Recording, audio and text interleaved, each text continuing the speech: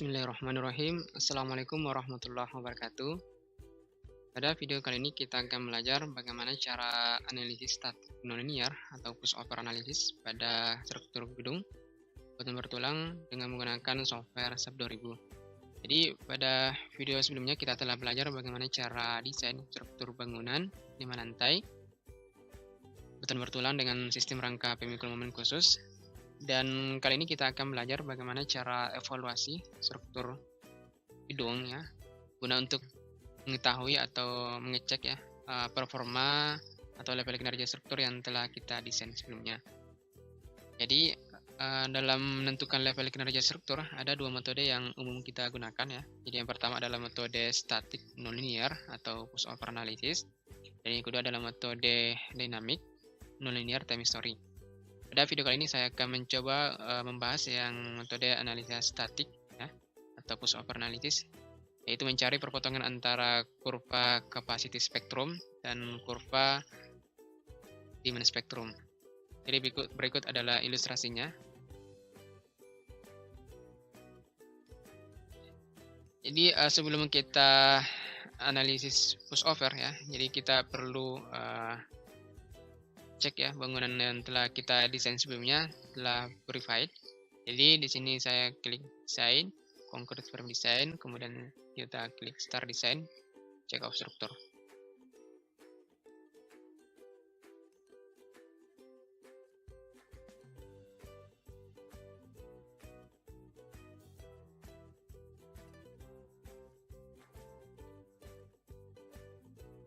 Kemudian kita klik design, concrete frame design, kita klik verify all member base. Jadi di sini semua elemen ya, balok maupun kolomnya telah aman. Maka untuk analisa selanjutnya bisa kita lakukan.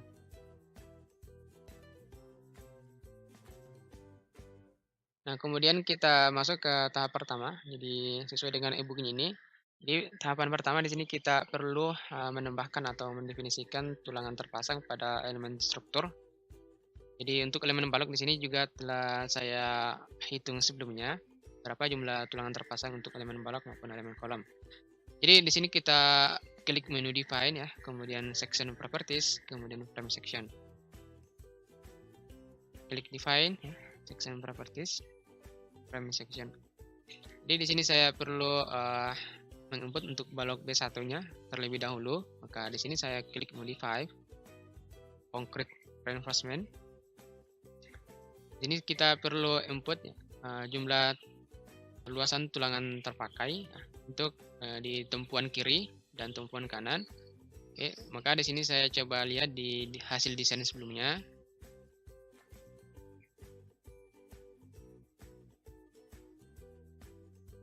Jadi dari hasil desain sebelumnya telah saya dapatkan ya untuk balok B1 kita peroleh tulangan di daerah tumpuan kiri maupun tumpuan kanan sama.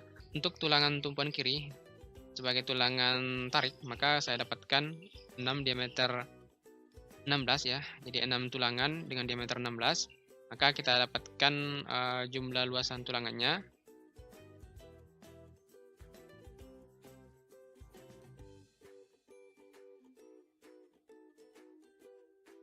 Maka kita dapatkan luasan tulangannya yaitu adalah 1206,37 ya. Yang ini saya copy. Kemudian saya input di sini.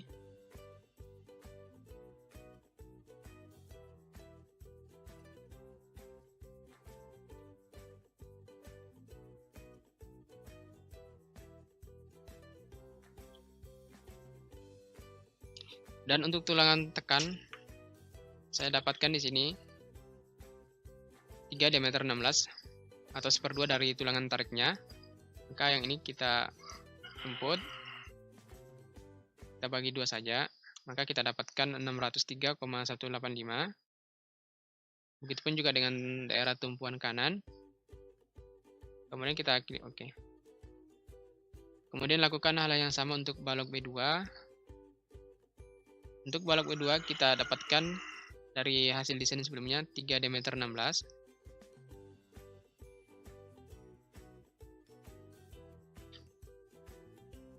Untuk tulangan tumpuan kanan juga nilainya sama ya. Di sini juga sama, 3 diameter 16.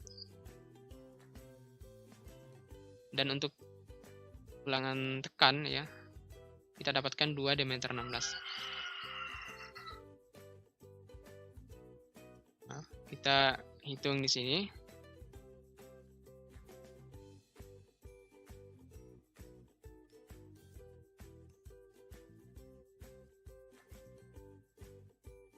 Maka kita dapatkan 402,123.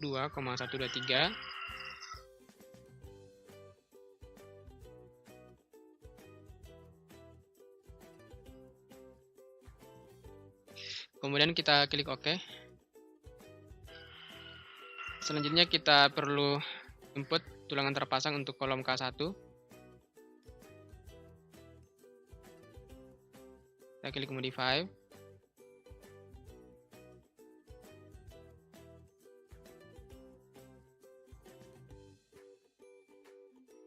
Oke, jadi di sini adalah gambar tulangan terpasang untuk kolom K1 ya. Jadi untuk tulangan K1 saya dapatkan 12 diameter 19 untuk tulangan lentur, dan untuk tulangan confinement-nya saya dapatkan 3 kaki diameter 13 dengan jarak antara tulangan confinement-nya yaitu 100 mm. Maka yang ini juga perlu kita input, kita sesuaikan dengan hasil desain sebelumnya.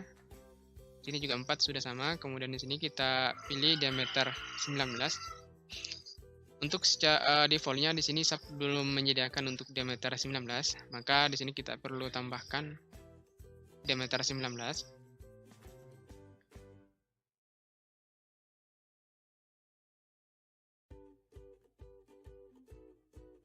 Di sini kita perlu input luasan tulangan untuk diameter 19,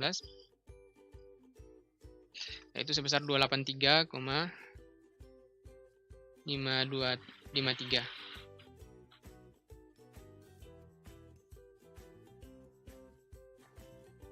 Kemudian di sini kita klik add. Nah, seperti ini. Kemudian kita klik OK. Maka di sini kita tinggal pilih ini. Dan untuk tulangan confinement-nya menggunakan diameter 13. Di sini juga belum ada, maka perlu kita tambahkan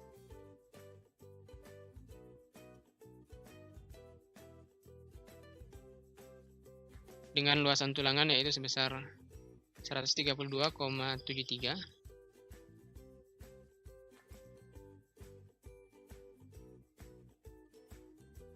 Kemudian kita klik add. Oke. Maka di sini kita ganti ya. Dan di sini juga kita perlu input spasi antar tulangan confinement-nya. Jadi dari hasil sebelumnya telah kita dapatkan ya 100 mm di daerah tumpuan atau di daerah panjang LO. Kemudian di sini jumlah kaki sengkangnya ada 3 ya, atau jumlah kaki confinement-nya ada 3. Kemudian terakhir di sini kita pilih to be check ya. Kemudian klik OK. Kemudian lakukan hal yang sama untuk kolom K2.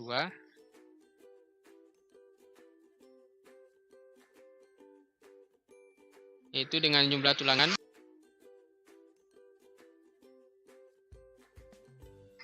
8 diameter 19. Yang ini 3, oke, sudah sama. Dan juga di sini kita input diameter 13. Dan jarak antara tulangan confinement-nya juga 100. Terakhir kita pilih to be check. Kemudian kita klik OK. Oke, begini cara menginput tulangan terpasang pada program SAP 2000. Kemudian selanjutnya kita coba buka e-booknya. Kita masuk di tahap kedua. Jadi di tahap kedua ini kita perlu membuat nonlinear case. Jadi sebelum kita mendefinisikan nonlinear case, kita perlu menentukan titik yang ditinjau atau titik lokasi yang akan kita tetapkan sebagai dasar program dalam menghitung deformasi. Jadi di sini titik yang ditinjau akan ditetapkan pada lantai 5 atau pada atap, posisi pada pojok kanan bawah. Jadi di sini saya ambil yang di daerah sini. Kemudian kita klik kanan. Nah, maka kita dapatkan label pada join yang telah saya pilih sebelumnya yaitu 77. Kemudian kita lanjutkan untuk mendefinisikan ya gravity nonlinear case. Maka kita klik define load case.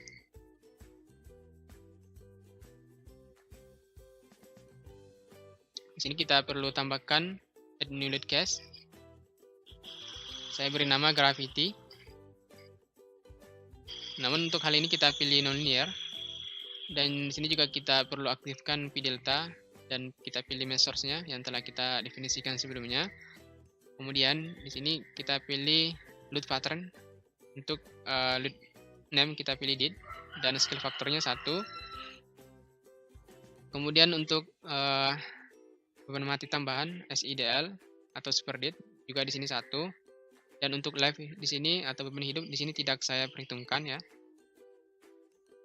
Oke, jadi di e-booknya ini telah saya jelaskan dalam hal ini presentasi beban yang digunakan dalam analisa push over, yaitu 100% beban mati, termasuk beban mati tambahan, dan beban hidup tidak diperhitungkan karena tidak terdapat lantai yang digunakan untuk penyimpanan dan beban hidup tidak melebihi dari 5 kN per meter kuadrat. Jadi berdasarkan SNI gempa tahun 2019 pasal 8.8.1. Jadi teman-teman nanti bisa lihat lebih jelasnya di SNI gempa tahun 2019. Oke, kemudian kita lanjut ya. Jadi di sini kita hanya perhitungkan hanya beban mati dan beban hidup tidak kita perhitungkan. Kemudian kita klik OK. Kemudian kita definisikan nonlinear push over case. Jadi pertama-tama kita perlu definisikan untuk push arah X. Maka di sini kita add new load case. Saya beri nama push X. Dan di sini kita pilih analisis step-nya, kita pilih nonlinear. Di delta juga kita aktifkan dan kita pilih measures. Jangan lupa di sini kita pilih gravity ya. Dan di sini load type-nya kita pilih acceleration dan load name-nya kita pilih UX. Untuk scale factor kita pilih -1. Kemudian kita klik add. Dan untuk load application di sini kita pilih modify. Kita gunakan displacement control dan kita gunakan control displacement-nya kita gunakan use monitor displacement. Dan displacement controlnya di sini kita ambil 2% dari tinggi bangunan yaitu 20 meter, maka kita dapatkan 400 mm. Ya, jadi di sini saya menggunakan satuan mm. Kita sesuaikan dengan satuan yang akan kita gunakan. Di sini kita pilih U1 dan join labelnya tadi telah kita dapatkan yaitu 77 titik acuan kita dalam menentukan displacement control.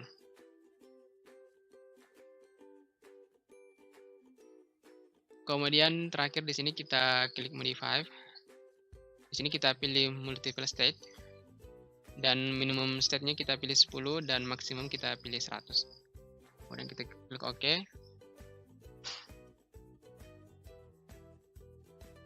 Maaf, di sini kita pilih push Y, push X. Kemudian kita klik OK. Kemudian kita buat push arah Y. Caranya sama. Di sini kita klik add copy saja. Dan di sini kita pilih input push Y. Dan untuk push Y di sini kita perlu ganti menjadi UY. Kemudian kita klik modify. Dan di sini kita ganti juga menjadi U2.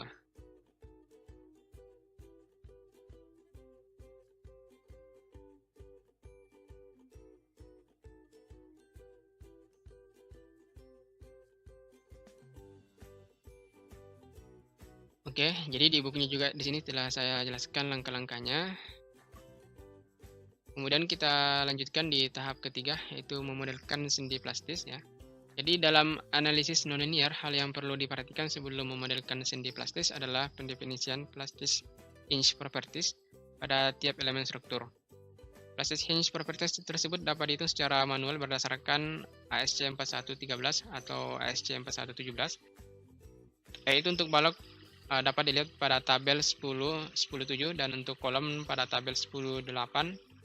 Namun dalam hal ini plastis hinge properties dihitung secara otomatis oleh program SAP 2000. Oke, pada video kali ini tidak saya jelaskan bagaimana cara menghitung secara manualnya.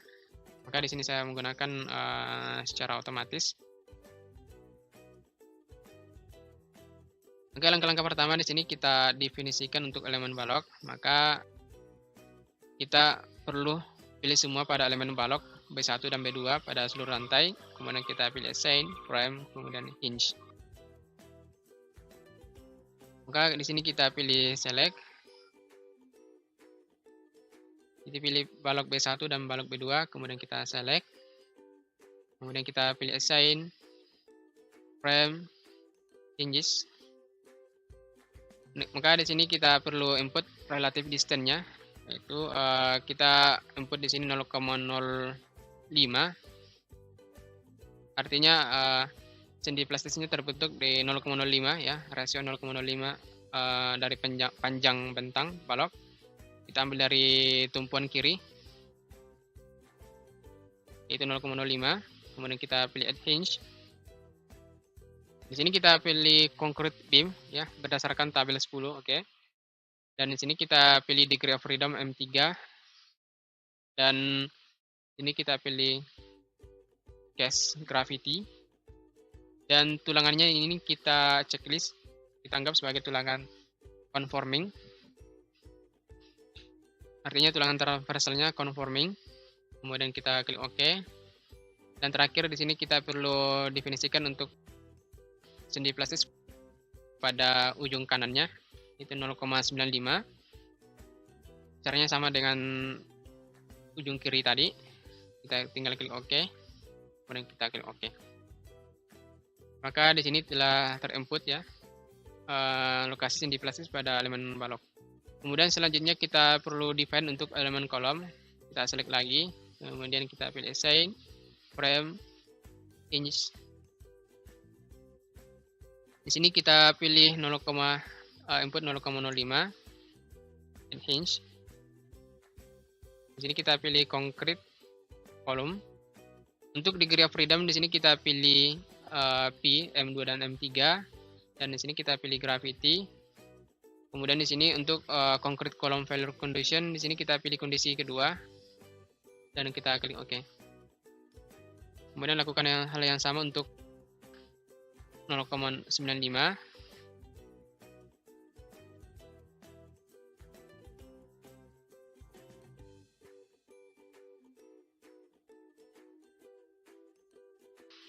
Dan di sini juga bisa kita lihat ya, plastic hinge properties yang telah dihitung secara otomatis. Bisa kita cek di sini menu define, section properties, hinge properties. Kita pilih yang ini. Untuk elemen balok bisa kita klik ini, modify. Nah, di sini telah dihitung secara otomatis ya. Yang pertama ini adalah kurva backbone-nya yang telah dihitung otomatis oleh program SAP 2000. Dan di sini juga telah dihitung secara otomatis untuk kriteria penerimaan, batasan-batasan I/O, flap safety, dan CP ya. Untuk kolom juga bisa kita cek di daerah sini. Ya, juga untuk kolom juga sudah dihitung secara otomatis untuk kurva backbone-nya dan juga batasan-batasan kriteria penerimaan I/O, LS, dan CP.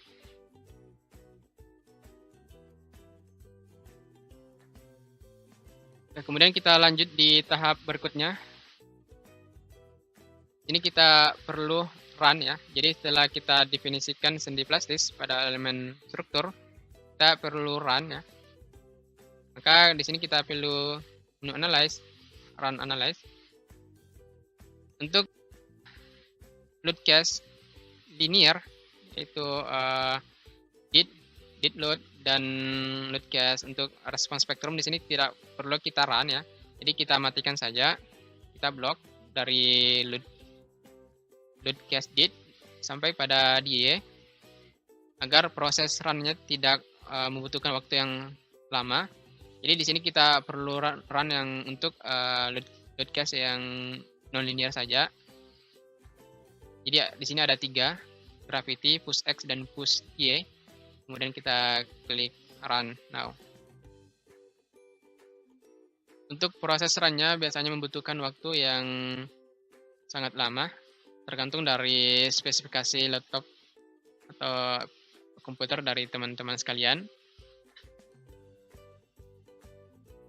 Jadi di tahap ini saya skip saja. Baik, di sini proses run telah selesai. Kemudian kita lanjutkan ke tahap berikutnya. Jadi kita masuk ke tahap kelima, yaitu menampilkan kurva kapasitas pushover. Di langkah-langkah untuk menampilkan kurva kapasitas pushover, kita klik menu display, show static pushover curve.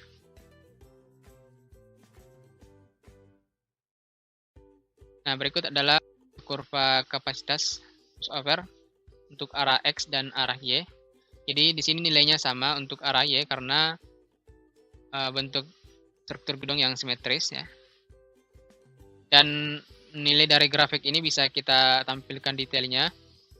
Maka kita klik menu file, kemudian kita klik display table. Maka kita peroleh seperti berikut. Jadi di sini ada 15 step ya, beban dorong. Jadi ada 15 step beban dorong yang diaplikasikan pada struktur gedung hingga struktur tersebut mengalami keruntuhan. Dan di sini juga kita peroleh displacement maksimum yaitu sebesar 365 mm. Dan di sini juga kita peroleh plastic limit load ya. Kita dapatkan 2218 kN. Begitupun juga dengan arah ya.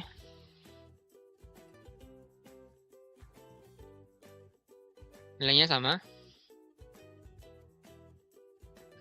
Kemudian di sini bisa kita tampilkan ya mekanisme sendi plastis yang terbentuk.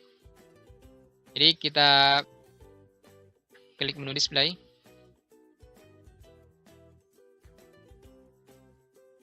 Di sini kita pilih load case push X. Kita coba tampilkan beban dorong pertama atau pada step pertama, kemudian kita klik OK. Jadi di sini belum terbentuk mekanisme sendi plastis pada beban dorong pertama. Kita coba cek pada step kedua. Juga di sini belum terbentuk. Dan mulai terbentuk pada step ketiga. Jadi pada step ketiga ini mulai terbentuk kelelehan pada elemen baloknya atau tulangannya telah leleh. Ya. Jadi menandakan ya sesuai dengan warna kontur pada gambar berikut. Jadi nilai B itu apa? BIOLSCP, maka kita teman-teman bisa lihat di sini. Jadi B adalah merupakan kondisi di mana elemen mulai mengalami kelelehan yang pertama kali. Nilainya di antara ini. Artinya tulangannya telah leleh di sini. Kemudian IO adalah merupakan tahapan setelah leleh atau plastis dengan tingkat kinerja pada elemen immediate occupancy. Dan LS adalah life safety dan CP adalah collapse prevention. Begitupun dan seterusnya. Kemudian kita coba tampilkan ke step keempat. Pada step keempat ini mulai terbentuk kelelehan pada elemen kolom ya. Pada pangkal kolom seperti pada gambar berikut.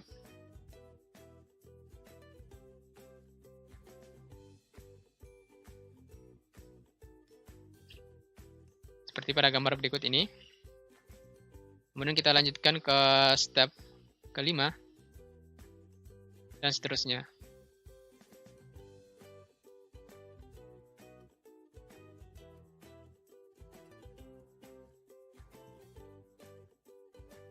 Dan terakhir pada step ke-15 hingga struktur tersebut mengalami keruntuhan.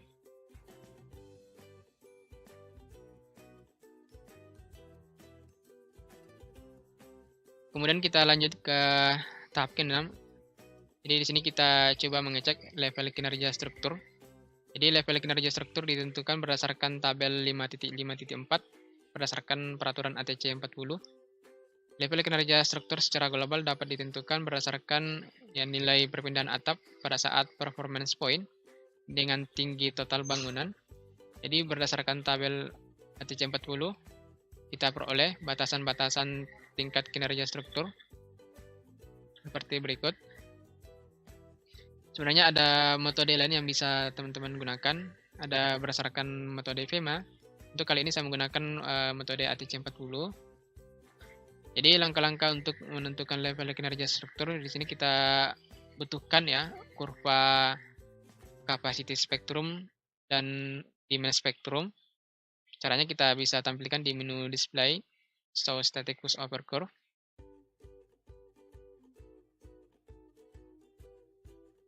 Kemudian kita ganti di sini, kita sesuaikan peraturan yang akan kita gunakan ATC40. Maka kita dapatkan kurva capacity spektrum dan kurva demand spektrum. Namun di sini kita perlu modifikasi parameternya, kita sesuaikan dengan lokasi bangunan kita. Jadi yang kita input di sini adalah nilai parameter CA dan CV. Nilai CA itu adalah kita peroleh dari sini. CA adalah 0,4, kita kalikan dengan nilai SMS. SMS ini adalah parameter respons percepatan pada periode 0,2 detik yang kita dapatkan dari SNI gempa tahun 2019. Jadi penjelasan ini telah saya jelaskan sebelumnya pada video-video sebelumnya. Maka kita dapatkan ya 1,0378 untuk nilai SMS untuk di daerah wilayah Palu, tanah sedang. Kemudian kita kalikan dengan 0,4, maka kita dapatkan 0,4151. Untuk nilai CPA juga sama. Namun untuk nilai CPA nilainya sama dengan nilai SM1 pada periode 1 detik, maka kita dapatkan 0,7613.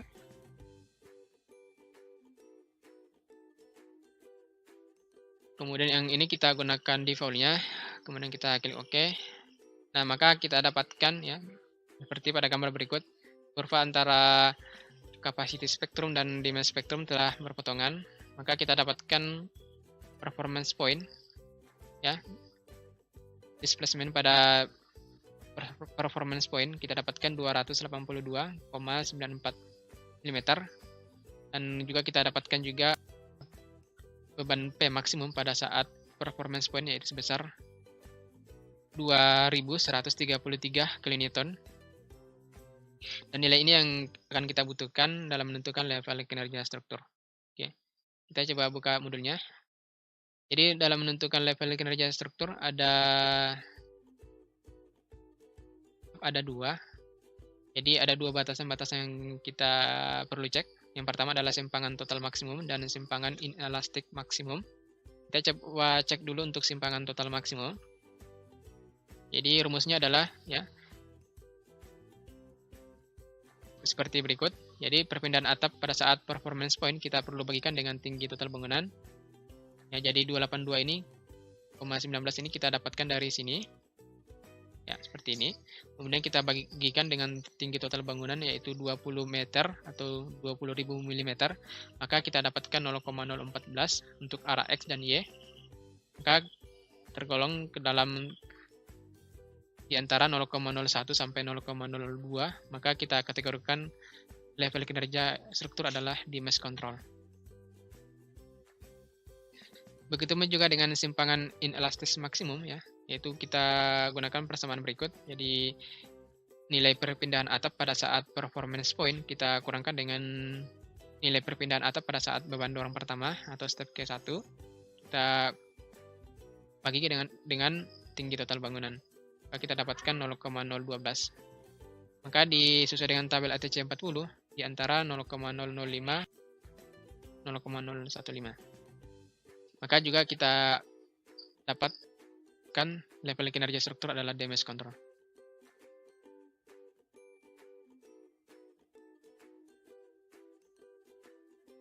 Maka sesuai dengan ATC40 struktur termasuk dalam level kinerja damage control ya, yang berarti transisi antara immediate occupancy atau IO dan life safety.